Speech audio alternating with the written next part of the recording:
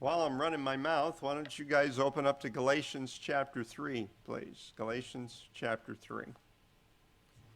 We're still not officially meeting here at Oak Grove Baptist Church, and we are broadcasting faithfully. Thank you to our producer, Randy Fincher, and those who have come to help with the music and just encouragement who are here this morning.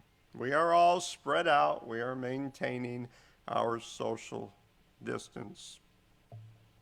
Hopefully you're in Galatians chapter 3.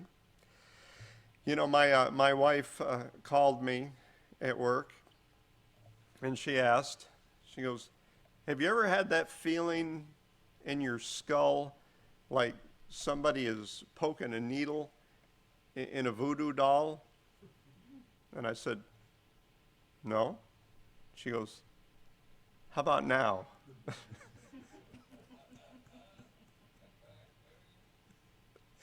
Do we need to worry about that? Do we need to worry about people casting spells or voodoo dolls cursing us? You know, I believe in curses. I can remember a lady in church one time that just made me so absolutely mad. I said, I curse you. I curse you. From this day forward and forevermore, all of your children and your grandchildren to the seventh generation will be born naked. And you know what? They were. Do we really need to worry about being cursed today? I mean, can those people who practice witchcraft and voodoo and all that, can they really cast spells on us or curse us? Do we need to worry about being cursed? Well, if you're in Galatians chapter 3, I want you to begin. I'm going to read verses 10 through 13. I'd like you to follow along. For all who rely on the works of the law are under a curse. For it is written, cursed is everyone who hangs on a tree. Cursed be everyone who does not abide by all things written in the book of the law and do them. Now it is evident that no man is justified before God by the law, for he who through faith is righteous shall live. But the law does not rest on faith, for he who does them shall live by them. Christ redeemed us from the curse of the law, having become a curse for us, for it is written, cursed is everyone who hangs on a tree. Now we're going to look at verses 10 through 13 in a couple of segments, the reason for the curse and the remedy for the curse. So in verses 10 through 12, let's start with the reason for the curse. And right there in the very beginning of verse number 10, you can see that he addresses the subject of dependence upon law. You see that? For all who are relying on works of the law. And this is, for the most part, everybody. They get the idea that if we are obedient to some standard of law, whether it's righteous in our eyes or absolutely religious, then we're okay. We must be all right. What does dependence upon obeying a set of rules look like? Well, for some, it's just doing what is reasonably right. What seems right in their eyes. I hear people say all the time, and I see it posted on Facebook, I live by the golden rule.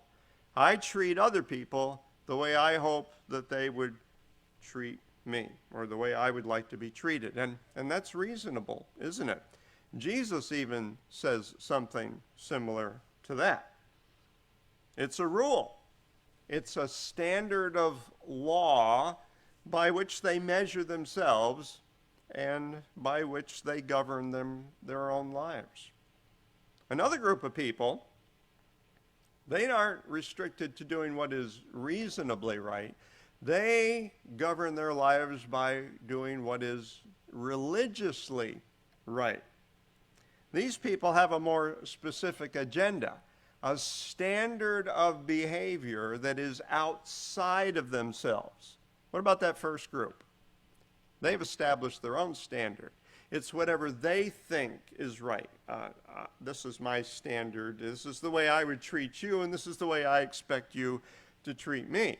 But the religious crowd, no, they've got the standard that is outside of themselves. It might come from the Bible. It might come from the Quran. If they're Hindu, it might come from the Vedas, or if they're Buddhist, it might come from the sutras. But the standard is religiously outside of themselves. But all of these people that are dependent upon making themselves righteous by adherence to a standard have a couple of things in common. First of all, they think that their good deeds, count. That means that at least they or somebody else, and for some of them, their God recognizes and approves of what they do. Not only do their good deeds count, but their good deeds are cumulative. Do you know what that means? That means I've started a pile over here of good deeds, and I can add to it, and that pile grows. That's what I mean by cumulative. It's an ever-increasing pile of good deeds, and each time they do something good, the pile gets a little bigger.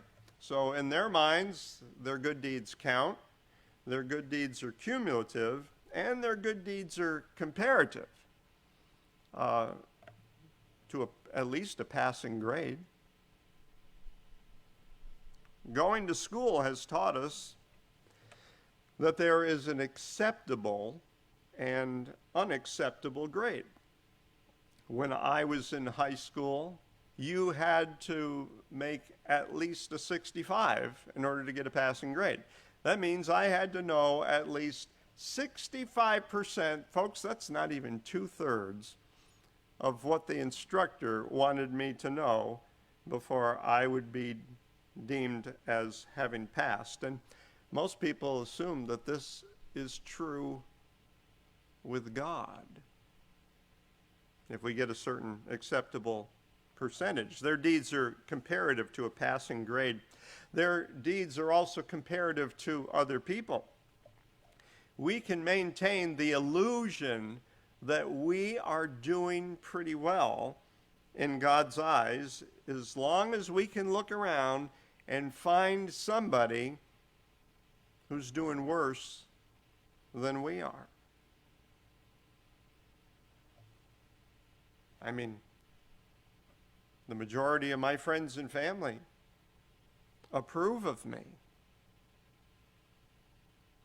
I must be okay because, after all, 10,000 flies can't be wrong, and there's my pile. Or I might get the idea I'm doing really well because I'm extremely blessed, and because of that, I conclude God approves of me. Otherwise, why would I be so blessed? You know, because I'm so good looking. Dependence upon God's law. And this, my friends, is where the idea comes from that if my pile of good deeds is bigger than my pile over here of bad deeds or sinful deeds, I'm going to be okay. But what's the problem with that? Well, let's go on to the rest of the verse. Paul says, all who rely on works of the law are under a curse, for it is written, cursed is everyone who does not abide by all things written in the book of the law and do them. The problem with dependence upon the law is that they forget about the demands of the law. And what are the demands of the law? First of all, we notice the sentence, cursed is everyone. Cursed is the sentence. If God gives you a sentence of cursed on Judgment Day, do you think he lets you into heaven? No. You don't get to be part of his kingdom. That's the sentence. What's the scope? What's included? First of all, everyone. Cursed is every one who does not abide by all things written in the book of the law. And the scope of what's included, that's the scope of who's included. What's the scope of what's included? Everything. Every single thing written in the book of the law. There are no exceptions. Well, he just got brought up in a bad family in the ghetto, or on an island in the middle of the Pacific that didn't know God's laws. Or this guy over here, this Jim Perfetto fellow, he's just not too bright. So we're going to make an exception for him, but the verse does not have any exceptions. The scope includes everyone and every single thing that is included in the book of the law. That's the sentence, that's the scope. But I want you to pay attention to the standard. What is the standard? Does he say, "Cursed be everyone who does not abide by all things written in the book of the Quran"? No. The book of the law. And the book of the law is a reference to God's commands, most specifically in the law of Moses that was written by Moses. So let me ask you, by whose standards are we being measured? Same to you. We're measured by God's standards. Not the Golden Rule, not the Vedas, not the Quran, not anything else. Those are all excluded. In the law of Moses in Leviticus 18, and God makes this very specific in a couple of verses, he says, "You shall do my ordinances and keep my statutes and walk in them. I am Yahweh, your God. You shall therefore keep my statutes and my ordinances."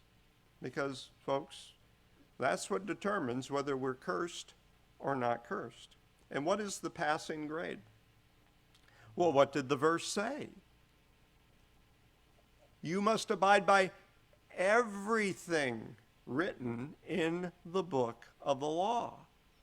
God demands a passing grade of 65%? 75? No. A passing grade of 100%. Well, that's just the God of the Old Testament. What about when God became man and decides to preach a sermon we call the Sermon on the Mount? He changes the standard, doesn't he? What does he say? What does Jesus say? In Matthew chapter 5, verse number 48, he says, "You must be perfect as your heavenly Father is perfect." What's the passing grade? It's 100%. So, does God care that you're trying? I can remember asking a Vermont farmer one time when I was pastoring a church up there. I said, "Byron, whom does God let into heaven?" And the farmer said, "Good people." And I said, "Are you good?" And he said, "I'm trying." But you could see where his dependence was. His dependence was on doing righteous things in order to become acceptable to God. He was working on building up his big old pile over here. But the demand of the law doesn't allow for any failure or missed questions whatsoever. God isn't accepting people who are trying to make the grade. God is accepting people who have made the grade. So does God care that you're better than, let's say, Jeffrey Dahmer or Osama bin Laden or Hillary Clinton or Donald Trump? Does God care that you're doing better than somebody else or that your pile over here might be bigger? Does God care that you're better than an axe murderer or a rapist or a terrorist? Well, if you want to play the comparison game, during Jesus' time, who were the people that the Jews all looked up to as their standard of righteous behavior? It was the scribes and Pharisees. And what does Jesus say to them? He says, unless your righteousness exceeds, in other words, you got this big old pile over here. Unless your pile of righteousness exceeds that of the scribes and Pharisees, you shall never enter the kingdom of heaven. Imagine how the audience felt. Jesus was telling them they don't measure up. But he's really saying to them also that the scribes and Pharisees don't even measure up.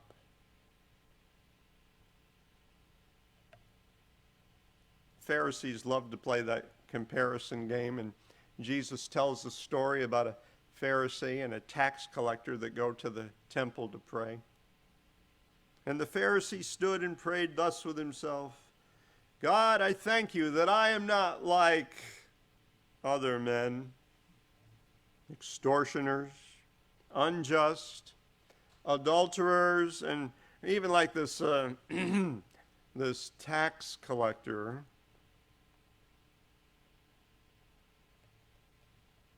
Does God care about your piles? Most people think they have a good pile and a bad pile. You think God cares about your piles? I'm going to tell you a truth that may surprise some of you who are listening, not the people who usually come to Oak Grove Baptist, but you only have one pile, and it's a sinful pile. Now, wait a minute, I do good things all the time. I've been faithful to my wife. I even cook dinner once in a while. I've been a good father to my children. I do good things. I do righteous things. In Isaiah chapter 64, God says, your righteous deeds are as filthy rags with me, a polluted garment. You know what that means? A poopy diaper. It's disgusting. The only pile that God sees is a sinful pile. All our efforts at being righteous do not get put in a righteous pile. In God's eyes, they're over here. Romans chapter 3, quoting entirely from the Old Testament, Paul tells us there is none good. No, not one. We have only one pile. And you know what that pile's made of? It's made of scubalon. Yeah, that's a Greek word that I will explain to you out there in Facebook land. Paul was a Pharisee. You remember the Pharisees lived and taught the rest of Israel that you had to have a pile of righteousness big enough to get you into heaven, and you better obey God's law. And that's what they were depending upon. They completely ignored the demands of the law that you had to be absolutely perfect in doing that if you wanted to get into heaven that way. But that's where their dependence was. And Paul, formerly a Pharisee, was of that mindset. And he starts the chapter out with all of these credentials about how well he obeyed God's law, what a wonderful person he was. He says, but whatever gain I had, in other words, no matter how big I thought my pile was, I counted it as loss for the sake of Christ. Indeed, I count everything as loss that he used to count in his favor, because of the surpassing worth of knowing Christ Jesus my Lord. For his sake I have suffered the loss of all things, and I count them as scubalon. Your Bible may say refuse, garbage. The old King James says dung. You know, Dan Wallace, who teaches Greek at Dallas Theological Seminary and travels all around the world to lecture and has come into Birmingham, and I've heard him over at Hunter Street Baptist Church, tells us about this Greek word skubalon. You know, we've got a lot of synonyms. If you look up in the thesaurus, excrement, you know, what comes out of the south end of a northbound human being, what we drop in the toilet as far as solid material. There are a lot of words to describe that. But there's one particular word, the four-letter word that we use, that starts with SH and ends in IT. And he says this word that Paul uses in Philippians chapter 3, skubalon, is the equivalent of our English vulgar word, SHIT. That's how disgusted the Apostle Paul is with all of the efforts that he formerly made to try to make himself righteous, to accumulate his own righteousness. And he says, I count them as skubalon in order that I might gain Christ and be found in him, not having a pile of righteousness of my own based upon works of the law, but upon that which comes through faith in Christ, the righteousness of God that depends upon faith.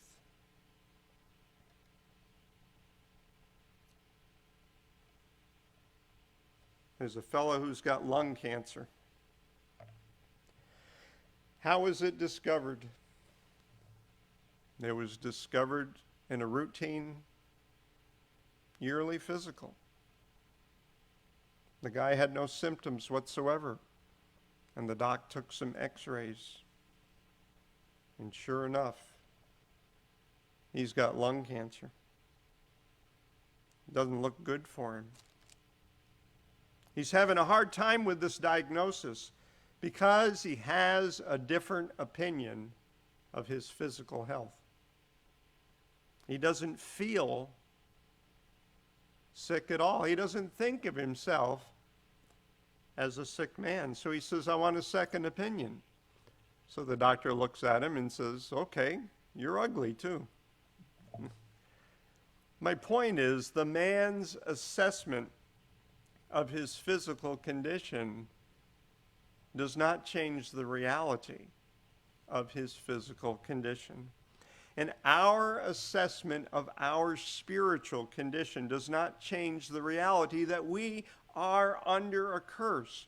No matter how much righteous stuff we think that we've done, no matter how much everybody that we know loves and admires us, the diagnosis stands. We are under a curse because we have completely failed to completely obey God all the time. And there is no second opinion.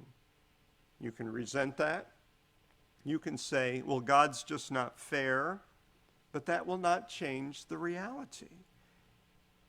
And we can't just change our lifestyles to do better and to try harder to obey God's law. Why? What's the problem with that? We've looked at the demand of the law. Now take a look at the deficit of the law in verse number 11. Now it is evident that no man is justified by God, or justified before God by the law, for he who through faith is righteous shall live. His point is that the law of God has no power whatsoever to make us righteous. The law of God, the Ten Commandments, can show us what righteousness is and what the standard is and what we've got to do. But it does not, because it cannot empower us to obey it. It cannot give us righteousness. The works model fails. And he says in that very verse, verse number 11, that the faith model works. The works model fails. But the faith model works. We've got to come to the point in our life where we say, I can't make a pile of righteousness, but I've got to have righteousness from someplace. And God offers to give it to us by faith. I can remember as a pastor up in Vermont on 2 separate occasions with 2 separate women in my kitchen in front of my wife saying, if I can't do it, and they were crying, so they understood, if I can't do it, then I don't want it. That is the ultimate arrogance, people. You may be of the arrogant persuasion that says, in effect, if my trying is not good enough for God, then it's his loss. No, it's your loss. If he can't accept me the way that I am, then he just doesn't care. And if he can't take into consideration how well I've done, then he's a lousy judge. Well, you know, that bold and sassy kind of talk gets a lot of applause, but think of it this way. Let's say that somebody is convicted of raping and then killing your 9-year-old daughter. The judge sentences this criminal to be imprisoned for the rest of his days. And the murderer responds this way, but judge, this is who I am. Why can't you just accept me for the way that I am? I'm doing the best that I can. You know, few people would consider that an appropriate response to such a judgment, demanding a judge compromise his legal standards to accommodate this man's natural inclination to murder people. And yet the majority of us sinners think nothing of expecting God to compromise his holy standards to accommodate our rebellion. Trying or not trying, no amount of trying or succeeding in obeying God's rules or God's religious requirements will justify us in his sight. We will not be righteous enough to stand before God because the law has a deficit. It does not have the ability to do that for us.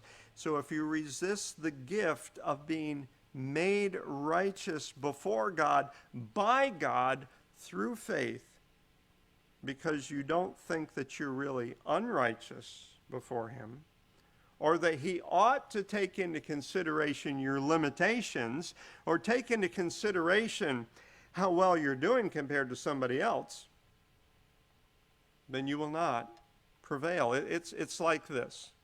Let's say that I offer you an ocean-going vessel. Now, I'm not talking about a big yacht as big as this room.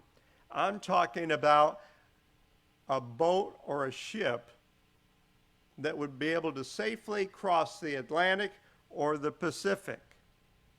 And I'm going to offer you an ocean-going vessel with every luxury and amenity, swimming pools, game room, entertainment, movie theater, cooks, waiters, exercise room, spa, everything that you could possibly want, and you can stop anywhere you want in the world for all the rest of your days, all expenses paid for all the rest of your years. And you have a choice. You can accept it as a gift, or you can pay me for it. Now, if you're a Democrat, this is an easy choice. I did not say that. But in your pride, if you go to your savings account and empty your savings account and give me $90 million, this boat is so expensive And the wages of the workers and the upkeep and the provisions are so expensive that $90 million that you have given me doesn't even pay the taxes for 1 year. Have you really contributed anything to the cost of what I am offering you free of charge? So you say to me, well, I'll go back to work and I'll make some more money and I'll pay the balance. It took you 60 years to save $90 million. About 1/1000th of the total cost. What are the chances that before you die, you will be able to pay the cost for what I'm offering you free of charge?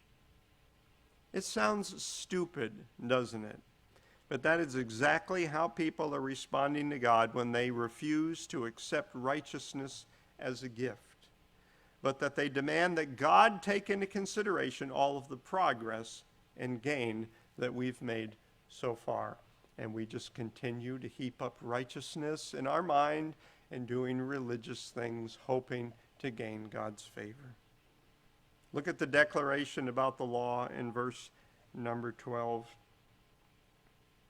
But the law does not rest on faith. What did he just get done telling us in verse number 11? That he who through faith is righteous shall live. But the law doesn't rest upon faith. That means it's just not able. Because as far as the law goes, he who does them shall live by them. It does not operate on the principle of faith, and therefore the law does not give righteousness, only faith does. It operates on the principle of works. In the early 80s, when I first moved to town, I foolishly ran up my credit card to thousands and thousands of dollars of debt. My minimum payment was so big that it was equivalent to my rent each month. And I wasn't even able to make the minimum payment. I wasn't even paying enough toward my credit card balance to cover the interest that was accruing on the balance. I was making no headway at all. And until we realize that any and all of our efforts at being righteous in His sight is making no headway at all, we cannot be saved, because we'll never turn to Him to say, "You, O Lord, will have to cover my debt yourself." I am making no headway at all, and I accept your gift as full payment. I accept that the payment that Jesus made on the cross covered the full penalty for all of my sin. I also accept the credit that you are giving me for His perfectly lived righteous life that is sufficient to stand me forever before your throne. Let's go back to our fellow with lung cancer. He tells the doctor he'll change his lifestyle. He'll stop working in the coal mines. He'll give up cigarette smoking. He'll start exercising and eating right. Well, is that going to cure his cancer? No, it will not cure it. Only the doctor can do for him what needs to be done. The disease must be removed. The man can't take the disease himself. The doctor must take the curse of cancer from him. How does Jesus take the cancer from us? The curse? Verse number 13, and this is the remedy for the curse. Christ redeemed us from the curse of the law, having become a curse for us, for it is written, "Cursed is everyone who hangs upon a tree." How does he do it? By the way of substitution. He says, "I'll do it for you." There was a penalty to pay because of my sin. This is something that presents an obstacle, especially to Jews. The thought of their promised hero, their champion, their Messiah, the one who would deliver them from their enemies and their oppressors, namely the Roman Empire, now himself being conquered by those enemies, being publicly hung and considered cursed and disapproved by God, is way more than the average Jew can handle. But their own scriptures inform them not only that this would happen, but this is the way that they would react to it. Surely he has borne our griefs and carried our sorrows, and yet how did we esteem him? We esteemed him stricken and smitten by God and afflicted. In other words, if he wouldn't have been on that cross, you say he's the Messiah, but he wouldn't have been on that cross if God approved of him. In fact, if God really approved of him, he would rescue him. In fact, that's exactly what they were saying to Jesus and about Jesus while he hung on that cross. If God's his Father, let him bring him down. That's how they thought of it. But he was wounded for our transgressions. He was bruised for our iniquities, not his own. Upon him was the chastisement that made us whole, and by his stripes we are healed. All we like sheep have gone astray. We have turned everyone to his own way. But the Lord has laid upon him the iniquity of us all. And there's something else that presents an obstacle, and it's the psyche of pride. The curse of the law requires very severe consequences. Ezekiel tells us that the soul that sinneth, it shall die. And some people reason that those consequences are too severe. We're just not that bad. Or in the words of a church-going friend of mine, I don't need anybody to die for my sin. Well, friends, I do. And people who were hanged went to their graves, cursed for their own sin. But Christ was hanged and went to the grave, cursed for my sin. He took the curse. He took the whole curse, the just requirement of the law, because the wages of sin is death. And it was paid in full by an innocent man. He paid my debt.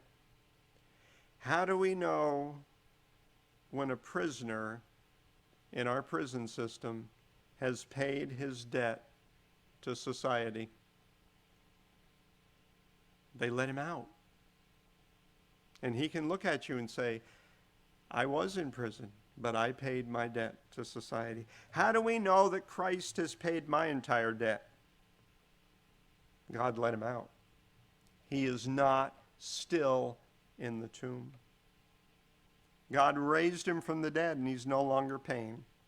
God brought him out of the tomb to show the world that the entire debt is paid, that the offering for sin was accepted, and that God requires nothing else from him or from us, no righteous works, no religious ceremony, no time doing penance, and no time in purgatory. Jesus paid it all to him I owe. Sin had left a crimson stain, he washed it white as snow. Accept the righteousness of God. Accept that it's free for you. Stop trying to earn a righteousness of your own and take the righteousness of God that he bestows by faith. Back to our lung cancer guy. When he finally accepts not only the truth about his physical condition, but also the fact that he cannot cure himself, and he turns to the doctor to cure his cursed cancer, then and only then does he live. We are under a sentence of eternal death. We are guilty, and the case against us is overwhelming. We have a curse that is killing us, and you got a choice. You want God to treat it, or are you going to try to treat it yourself? Not the labor of my hands can fulfill thy law's demands. Could my zeal no respite know? Could my tears forever flow, all for sin could not atone. Thou must save, and thou alone.